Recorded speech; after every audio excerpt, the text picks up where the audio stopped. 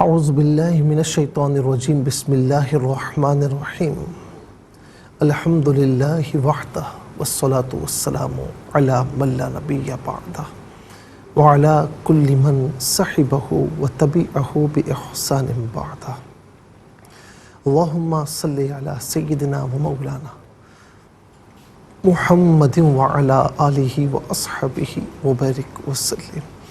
محترم ناظرین و سامعین، ڈیئر ویورز اینڈ لسنرز، السلام علیکم ورحمۃ اللہ وبرکاتہ۔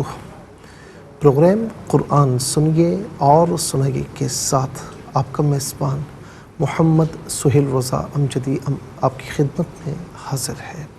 ناظرین و سامعین، آپ جانتے ہیں کہ ہم پروگرام کا آغاز قرآن و حدیث کی بات سے کیا کرتے ہیں۔ حدیث پاک میں ہے کہ پچھلی امتوں کی بات ہے کہ 3 دوست تھے، وہ کہیں سفر پر نکلے اور پہاڑی علاقے میں تھے کہ وہاں پر شدید بارش طوفان شروع ہو گیا، تو انہوں نے ایک غار میں پناہ لی۔ اب ہوا یہ کہ ایک بڑا سا پتھر چٹان نما پتھر لڑک کر غار کے دہانے پر آ گیا اور وہ دہانہ بند ہو گیا۔ ناظرین، بارش رک گئی۔ اب تینوں گھبرائے کہ ہم باہر کیسے نکلیں، اتنی طاقت نہیں کہ اس پتھر کو ہم آگے کریں، اور غار بالکل بند ہو چکا ہے، زندگی خطرے میں ہے گویا کہ۔ اب تینوں بیٹھے اور سوچنے لگے۔ جب کوئی راستہ سجائی نہ دیا تو اب تینوں نے مل کر یہ عہد کیا کہ اپنا ایک عمل، وہ عمل جو ہم نے اللہ تعالیٰ کی بارگاہ میں اخلاص کے ساتھ کیا تھا، ہم وہ عمل اللہ کی بارگاہ میں پیش کرتے ہیں اور ان اعمال کا وسیلہ پیش کرتے ہیں۔ ہو سکتا ہے کہ اللہ رب العالمین ہماری سن لے، ہماری دعا قبول فرمائے، ہمارا اخلاص قبول فرمائے اور یہ چٹان نما پتھر اس دہانے سے ہٹ جائے۔ تو ایک نے یہ کہا کہ مولا، تو جانتا ہے کہ میرے پاس ایک شخص آیا تھا اور جس نے میرے پاس اجرت پر کام کیا، اور جب اس کی مزدوری کا وقت آیا وہ کہیں چلا گیا، میرے پاس نہیں آیا، مجھے نہیں ملا۔ اس کی مزدوری میں نے سنبھال کر رکھی، اسے بزنس میں لگایا، کاروبار میں لگایا، اس سے اچھی خاصی آمدن ہوئی، اور کئی سالوں کے بعد جب وہ میرے پاس آیا تو میرے سامنے آیا تو میں نے وہ اجرت اور میں نے اس سے جتنا کاروبار کیا تھا، اس سے جتنی ارننگ ہوئی تھی، جتنا پروفٹ ہوا تھا، وہ سب اس کے حوالے کر دیا۔ اور میں نے کہا کہ مولا، تو جانتا ہے، تیرے سوا کوئی نہیں جانتا کہ میں نے یہ عمل تیری بارگاہ میں اخلاص کے ساتھ کیا تھا، تیری رضا چاہتے ہوئے کیا تھا۔ یہ کہنا تھا کہ وہ جو چٹان نما پتھر تھا وہ تھوڑا سا ہٹ گیا۔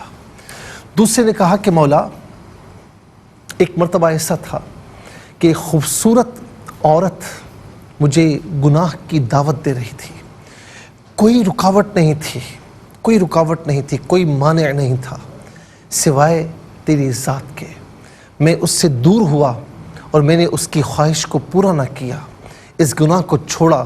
مولا، تو جانتا ہے کہ میں نے تیری رضا کی خاطر ایسا کیا تھا، تیری بارگاہ میں اخلاص کے ساتھ کیا تھا۔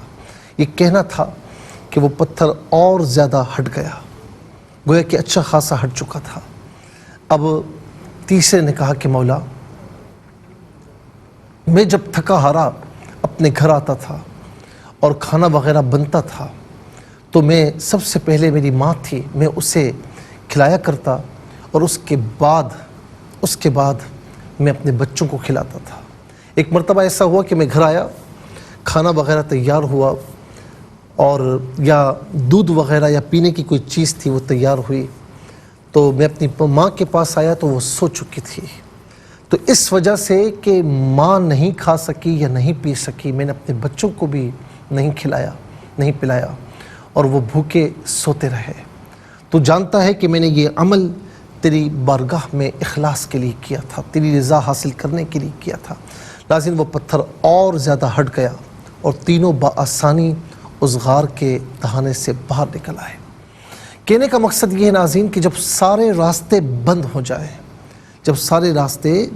جائیں، کوئی راستہ سجائی نہ دے، کوئی سبیل سجائی نہ دے، سارے اسباب ہم اختیار کر چکے ہوں، تو پھر ناظرین بس اوقات ایسا ہوتا ہے کہ اللہ کی بارگاہ میں اخلاص تو ہمیشہ کام آتا ہے، لیکن جب سب چیزیں بند ہو جائیں تو پھر یہ اخلاص کے ساتھ اس اخلاص کو یاد کرتے ہوئے، اس عبادت کو یاد کرتے ہوئے کہ جو اللہ کی بارگاہ میں اخلاص کے ساتھ کی تھی، اس کا وسیلہ پیش کیا جائے تو اللہ رب العالمین بہت سے ہمارے کام سنوار دیتا ہے، تکلیفیں، مشکلات، مصیبتیں دور فرما دیتا ہے۔